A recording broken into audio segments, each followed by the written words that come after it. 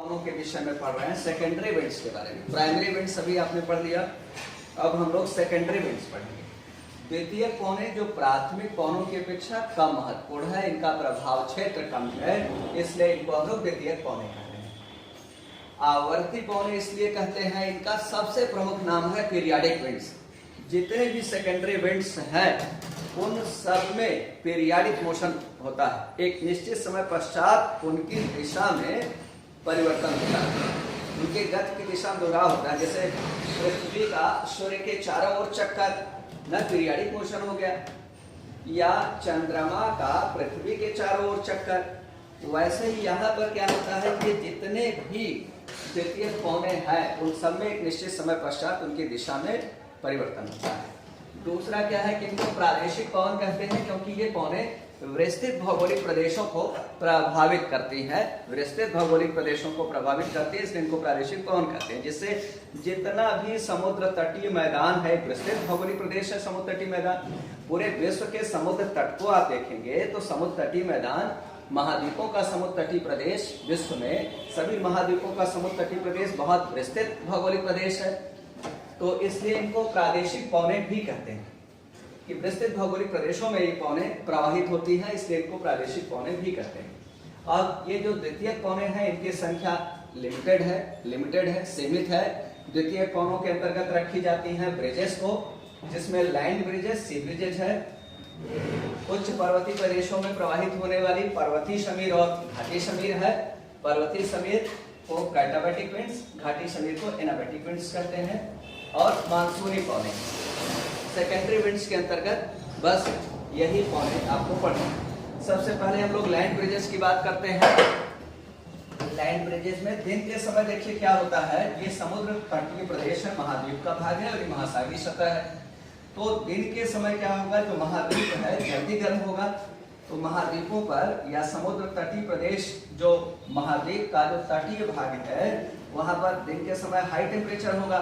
High temperature होगा तो यहाँ की वायु गर्म होगी, गर्म होकर आरोहण करेगी और यहाँ पर लो प्रेशर हो जाएगा, लो प्रेशर कंपैरिजन में, तुलना में। और उसी समय जो सागर का तटीय भाग है, सागर का कोस्टल एरिया है, वहां पर सागरी जल देर में गर्म देर में ठंडा होता है। जल के विशिष्ट ऊष्मा ब्रह्मांड के ज्ञात पदार्थों में सर्वाधिक होती है। तो यहाँ पर क्या हो जाएगा, सागरी सतह के ऊपर जो महाद्वीप का तटवर्ती भाग है उसकी तुलना में सागरी सतह जल के देर में गर्म देर में ठंडा होने के कारण सागरी सतह पर लो टेम्परेचर हो जाएगा, और लो टेम्परेचर होगा तो हाई प्रेशर हो जाएगा। हाई प्रेशर उच्च वायुदाब। तो क्या होता है, पवन कहां से कहां बहती है, हाई टेम्परेचर से लो टेम्परेचर, हाई प्रेशर से लो प्रेशर, हाई प्रेशर से लो प्रेशर की ओर ऐसे पवन का प्रवाह शुरू हो गया, हाई प्रेशर से लो प्रेशर की ओर। अब ये जो हाई प्रेशर वाली विंड है उसका टेम्परेचर क्या है, लो टेम्परेचर है, लो टेम्परेचर, कम टेम्परेचर। तो कम तापमान वाली हवाएं दिन के समय सागर से स्थल के तटवर्ती भागों में प्रवाहित होती रहती है। ये हवाएं आ कहां से रही है, समुद्र से आ रही है, इसलिए इनको समुद्री कहेंगे। अब ये शीतल है इसलिए इनको पवन न कह करके हिंदी में समीर कहते हैं, और हिंदी में इनका नाम हो गया सागरीय समीर। हिंदी में इनका नाम हो गया सागरीय समीर। सागरी जनित लिखते हैं, सागरीय न लिखकर सागरीय समीर, क्योंकि इंग्लिश में सी है, मैरीटाइम नहीं है। सागरीय समीर, सागरी में लिखकर सागरीय समीर। अब यहाँ से वायु यहाँ आ रही है तो वायुमंडल में ऊंचाई पर क्या हो रहा है, यहाँ हाई टेम्परेचर का, यहाँ की हवाएं, यहाँ की हाई टेम्परेचर वाली हवाएं ऊपर जा रही है। हाई टेम्परेचर को हम रेड से दिखा रहे हैं, हाई टेम्परेचर वाली हवाएं यहाँ ऊपर जा रही है। ऊपर जा करके क्या होंगी, ये इधर धरातल पर हवाएं जिस दिशा में प्रवाहित होती है वायुमंडल में, उसके ऊपर उसके ठीक विपरीत दिशा में हवाएं प्रवाहित होती है। तो इसके यहाँ पर सागरी समीर देखिए इस दिशा में बह रही है, तो इसके ऊपर हवाएं इस दिशा में बहेंगी। अब क्या होगा, ऊपर जाने के कारण ये हवाएं फिर शीतल होंगी, और शीतल होकर के फिर क्या होगा, ऊपर जाने के कारण ये शीतल हो रही है, यहीं से शीतल हो गई ऊपर आने के कारण। अब शीतल होकर के ये क्या होगा, यहाँ पर फिर बैठ जाएंगे, नीचे आएंगे तो गर्म फिर होंगे, लेकिन सारी सतह के ऊपर ये ऐसे व्याप्त हो रही है शीतल होकर। तो यहाँ पर हवाओं का, महाद्वीप का जो तटवर्ती भाग है वहां से हवाओं का आरोहण हो रहा है। तो सागर के तटीय भाग में सागरीय सतह पर हवाओं का आरोहण हो रहा है। सागर से स्थल की ओर हवाएं ऐसे बह रही हैं, तो वायुमंडल में ऊंचाई पर उसके ठीक विपरीत दिशा में, और ये एक चक्र चलता रहता है, और ये दिन के समय ये स्थिति बनी रहती है, और सागर से स्थल की ओर शीतल पवनों का प्रवाह होता रहता है, और इन शीतल पवनों को कहते हैं सागरीय समीर। सागरी समीर, सी ब्रिजेस कहते हैं, सी ब्रिजेस, सागरीय नहीं सागरी समीर, सी ब्रिजेस कहते हैं, सी ब्रिजेस, सी ब्रिजेस कहते हैं। रात्रि के समय देखिए क्या होगा, स्थल जल की अपेक्षा जल्दी शीतल और जल्दी गर्म होता है। तो रात्रि के समय जो महाद्वीप का तटवर्ती भाग है वह जल्दी शीतल हो गया, मतलब यहाँ पर लो टेम्परेचर हो गया, और लो टेम्परेचर होगा तो हाई प्रेशर हो जाएगा, और जल देर में गर्म देर में ठंडा। तो दिन के समय क्या हुआ था, रात्रि की बात है ना, रात्रि में महाद्वीप के तटवर्ती भाग की अपेक्षा महासागर का जो तटीय भाग है, महासागरीय सतह, वह होगा हाई टेम्परेचर, वहां पर हो जाएगा हाई टेम्परेचर, क्योंकि ये शीतल होते होते इसको सुबह हो जाएगा, ज्यादा समय लगेगा। यहाँ पर हाई टेम्परेचर, और हाई टेम्परेचर होता है तो लो प्रेशर होता है, विंड हमेशा बहती है हाई प्रेशर से लो प्रेशर। तो जो महाद्वीप का तटवर्ती भाग है वहां से महासागर के तटवर्ती भाग की ओर शीतल पवनों का प्रवाह शुरू हो जाएगा, क्योंकि लो टेम्परेचर यहाँ पर है, लो टेम्परेचर वाली हवाएं आ रही हैं, इसको कहेंगे लैंड ब्रिजेस, स्थलीय समीर, लैंड ब्रिजेस कहेंगे। अब वायुमंडल में ऊंचाई पर देखिए क्या हो रहा है, यहाँ पर हाई टेम्परेचर है, तो यहाँ कुछ तापमान वाली हवाओं का आरोहण होगा, हवाएं ऊपर जाकर के शीतल होंगी, भारी होगी, शीतल होगी, भारी होगी, और आकर के ये क्या करेंगी, यहाँ पर आरोहण करेंगी, और इस प्रकार यहाँ भी एक चक्र चलता रहता है। लेकिन वायुमंडल में ऊंचाई वाले को बहुत दिखाने की जरूरत नहीं है, आप केवल लैंड ब्रिजेस दिखा रहे हैं, सी ब्रिजेस दिखा रहे हैं, केवल सरफेस पर दिखा सकते हैं। लेकिन आप पूरे मैकेनिज्म को एक्सप्लेन करना चाहते हैं तो इसके आप इस कॉन्सेप्ट को याद रखेंगे कि एक और कहीं पर उत्थान होता है हवाओं का तो कहीं पर पतन होता है। एक और हवाएं इस दिशा में चल रही हैं धरातल पर, तो वायुमंडल में उसके ठीक विपरीत दिशा में हवाएं चलेंगी, और तभी तो एक चक्र पूरा होगा। और इस प्रकार रात्रि के समय महाद्वीपों के तटीय भागों से, महाद्वीपों के तटीय भागों से महासागरीय सतह की ओर शीतल पवनों का प्रवाह शुरू हो जाता है। महाद्वीप से भूमि की ओर से, लैंड सरफेस से ये हवाएं सी सरफेस की ओर से लेवल की ओर बह रही है, तो इसलिए इनको कहते हैं लैंड ब्रिजेस, स्थलीय समीर। अब इसके बाद हम लोग ये दोनों क्या है, ये आवर्ती पवने हैं, क्योंकि एक निश्चित समय पश्चात देखिए दिन के समय क्या है, सागर से स्थल की ओर हवाएं बह रही हैं सागरीय समीर, और रात्रि जैसे हुई वो स्थल से सागर की ओर लैंड ब्रिजेस बहने लगी, फिर इसके बाद दिन होगा तो फिर सागरीय समीर बहने लगेगी, फिर रात्रि होगा स्थलीय समीर। तो ये इनमें क्या हो रहा है, निश्चित समय पश्चात इनकी दिशा में दोहराव हो रहा है, इसलिए सेकेंडरी विंड्स या आवर्ती पवने हैं। फिर इसके बाद हम लोग कैटाबैटिक विंड्स और एनाबैटिक विंड्स की बात करते हैं। कैटाबैटिक विंड्स और एनाबैटिक विंड्स की बात करते हैं।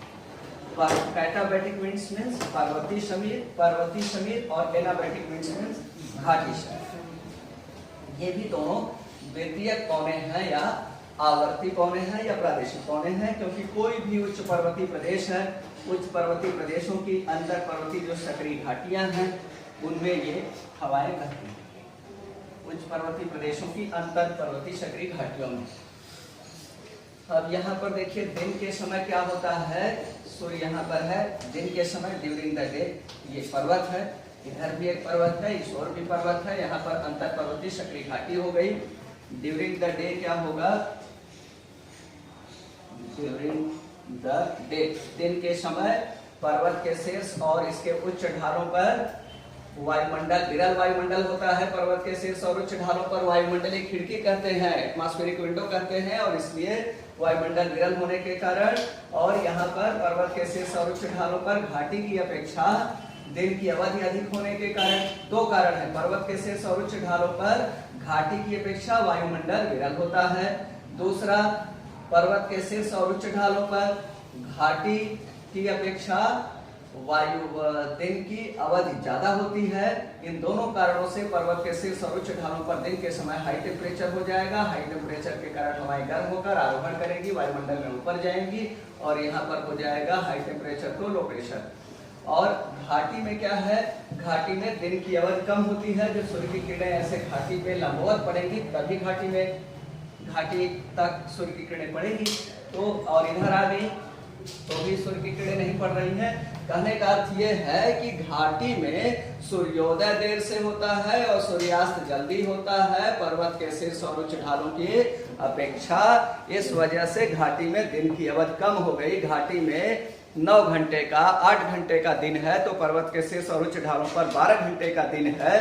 तो इस वजह से भी घाटी में सूर्यास्त कम पड़ेगा, तापमान कम हो जाएगा। दूसरा कारण यह भी है कि घाटी के ऊपर पर्वत के शीर्ष और उच्च ढालों की अपेक्षा जो वायुमंडल है, घाटी के ऊपर का वायुमंडल ज्यादा विरल है, अपेक्षाकृत ज्यादा सघन है।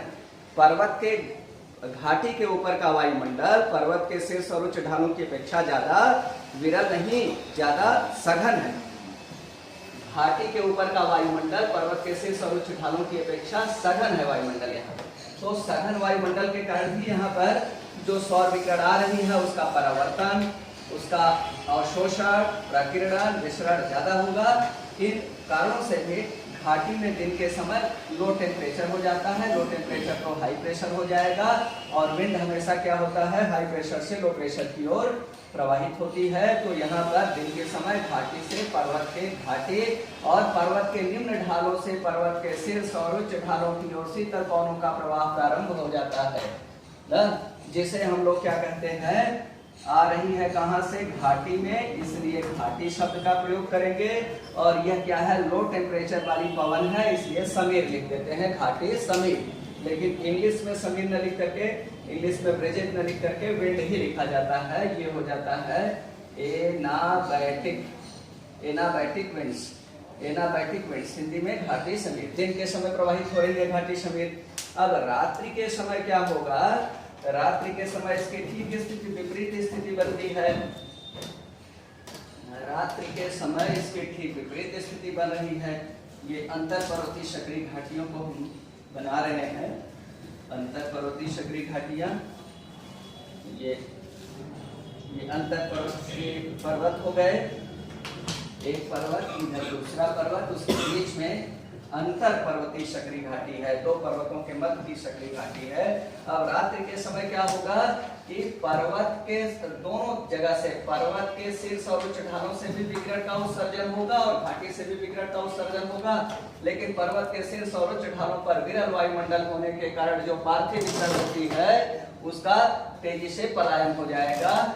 और घाटी से विकिरण का पलायन आसानी से नहीं होगा क्योंकि घाटी के ऊपर सघन वायुमंडल है। जो पार्थिव विकिरण का उत्सर्जन घाटी से होगा उस पार्थिव विकिरण का क्या हो जाएगा, उस पार्थिव विकिरण का जो सघन वायुमंडल है उसमें जो जलवाष्प है, धूल के कण है, धूल के कण पार्थिव विकिरण का परावर्तन कर देंगे, जलवाष्प का शोषण कर देंगे। और इन सब घटनाओं के कारण क्या होगा, धरातल के निकट की वायु गर्म रहेगी और धरातल भी गर्म बना रहेगा। तो और क्या होता है कि यहाँ पर दोनों जगह से विकिरण का उत्सर्जन हुआ। जैसे दिन के समय पर्वत के शीर्ष, पर्वत के उच्च ढालों पर या शीर्ष के निकट का टेम्परेचर मान लेते हैं 20 डिग्री सेल्सियस है और घाटी में 10 डिग्री सेल्सियस था। तो रात्रि के समय दोनों जगह से विकिरण का उत्सर्जन होगा, लेकिन पर्वत के शीर्ष और उच्च ढालों से तापमान घटकर 5 डिग्री सेल्सियस हो गया, तो घाटी से घट करके 8 डिग्री सेल्सियस हो गया। दोनों जगह से विकिरण का उत्सर्जन हुआ, दोनों जगह रात्रि के समय के तापमान में कमी आई। लेकिन पर्वत के शीर्ष और उच्च ढालों पर विरल वायुमंडल होने के कारण पार्थिव विकिरण का पलायन अधिक हुआ और घाटी के ऊपर सघन वायुमंडल होने के कारण पार्थिव विकिरण का पलायन कम से कम हो पाया। और इसी कारण घाटी में रात्रि के समय पर्वत के शीर्ष और उच्च ढालों की अपेक्षा हाई टेम्परेचर हो जाएगा। हाई टेम्परेचर होगा तो लो प्रेशर होगा और पर्वत के शीर्ष और उच्च ढालों पर क्या हो जाएगा, लो टेम्परेचर। लो टेम्परेचर होगा तो हाई प्रेशर होगा और विंड हमेशा बहती है हाई प्रेशर से लो प्रेशर की ओर बहती है, हाई प्रेशर से लो प्रेशर की ओर। तो इस प्रकार रात्रि के समय पर्वत के शीर्ष और उच्च ढालों से घाटी और पर्वत का जो निम्न ढाल है और घाटी है उसमें कहां से, पर्वत के शीर्ष और उच्च ढालों से घाटी और पर्वत के निम्न ढालों की ओर शीतल पवनों का प्रवाह शुरू हो जाता है, जिसे हम लोग क्या कहते हैं, जिसे हम लोग क्या कहेंगे, कहां से आ रही है ये पवनें, पर्वत के शीर्ष से आ रही है, पर्वत के उच्च ढालों से आ रही है, इसलिए इन पवनों को कहते हैं पर्वतीय समीर। पर्वतीय समीर कहेंगे क्योंकि आती हैं पर्वत से, पर्वतीय समीर, पर्वतीय समीर, पर्वतीय समीर कहेंगे। पर्वतीय समीर इंग्लिश में हो जाएगा कैटाबैटिक, कैटाबैटिक विंड्स हो जाएगा, कैटाबैटिक विंड्स, इनको कैटाबैटिक विंड्स। यही अब देखिए दिन के समय क्या बह रहे अंतर उच्च पर्वतीय प्रदेशों की अंतर पर्वतीय सक्रिय घाटियों में, उच्च पर्वतीय प्रदेशों के अंतर पर्वतीय सक्रिय घाटियों में दिन के समय क्या बह रही है, एनाबैटिक विंड्स बह रही हैं, घाटी समीर। और उन्हीं अंतर पर्वतीय सक्रिय घाटियों में रात्रि के समय क्या बह रही है, पर्वतीय समीर बह रही है, कैटाबैटिक विंड बह रही है, कैटाबैटिक विंड। अर्थात एक निश्चित समय पश्चात क्या हो रहा है, इन पवनों के प्रवाह की दिशा में दोहराव हो रहा है, रिपीटिशन हो रहा है, इसलिए इनको आवर्ती पवनों की श्रेणी में रखना चाहिए। बहुत सी किताबों ने क्या किया है, बहुत से राइटर्स ने कैटाबैटिक विंड्स और एनाबैटिक विंड्स को किस में रख दिया है, लोकल विंड्स में रख दिया है। लोकल विंड्स में नहीं होगा, अगर ये लोकल विंड्स में होती तो प्लेस टू प्लेस इनका नाम बदल जाता, लेकिन चाहे वह जापान की शुआ घाटी हो या कैलिफोर्निया की घाटियां हो या हिमालय की घाटियां हो, हर जगह इनका नाम कैटाबैटिक, अगर पर्वत से घाटी की ओर बह रही है तो कैटाबैटिक विंड्स या पर्वतीय समीर, और घाटी से पर्वत के शीर्ष की ओर बह रही है तो एनाबैटिक विंड्स कहते हैं। और ये दैनिक घटनाएं हैं, इनको आवर्ती पवनों की श्रेणी में रखना ही उचित है। अब आप देख रहे थे कि दिन के समय भी घाटी में लो टेम्परेचर की स्थिति थी, रात्रि में पर्वत के शीर्ष की अपेक्षा टेम्परेचर ज्यादा था ना, टेम्परेचर बहुत ज्यादा नहीं था, बस पर्वत के शीर्ष की अपेक्षा घाटी में टेम्परेचर ज्यादा था। वह भी पर्वत के शीर्ष और उच्च ढालों से प्रवाहित होने वाली जो पर्वतीय समीर है, कैटाबैटिक विंड है, वह घाटी में व्याप्त हो जाती है, जिसकी वजह से रात्रि में भी घाटी के निचले भागों में तापमान कम हो जाता है और दिन के समय तो कम था ही। इसी कारण घाटी में जो वनस्पतियां होती हैं उनका ग्रोथ तेजी से नहीं हो पाता है, और इसीलिए अंतर पर्वतीय सक्रिय घाटियों को क्या कहा जाता है, क्लाइमेटिक ओएसिस कहा जाता है। ओएसिस मींस मरुद्यान, जलवायविक मरुद्यान कहते हैं। अंतर पर्वतीय सक्रिय घाटियों को जलवायविक मरुद्यान कहते हैं। यहाँ वनस्पतियों का ग्रोथ नहीं होता है, इसलिए जो फलों की आर्चर्ड होता है, फलों की खेती की जाती है, बागायती कृषि की जाती है, और होटल और रेस्टोरेंट का व्यवसाय होता है, वह ऐसे उच्च पर्वतीय प्रदेशों में कहां पर होता है, घाटी और पर्वत के निम्न ढालों में ना होकर के पर्वत के उच्च ढालों पर, पर्वत के उच्च ढालों पर फलों के बागान लगाए जाते हैं। पर्वत के उच्च ढालों पर पर्यटन को बढ़ावा देने के लिए छोटे छोटे होटल रेस्टोरेंट स्थापित किए जाते हैं, पर्वत के उच्च ढालों पर, घाटी में, और पर्वत के निम्न ढालों पर नहीं, क्योंकि वहां तापमान कम रहता है, पाला पड़ता है। ऐसी अंतर पर्वतीय सक्रिय घाटियों में रात्रि के समय अक्सर पाला पड़ता है, और शीत ऋतु का तो शायद ही कोई दिन हो जिस दिन पाला न पड़े।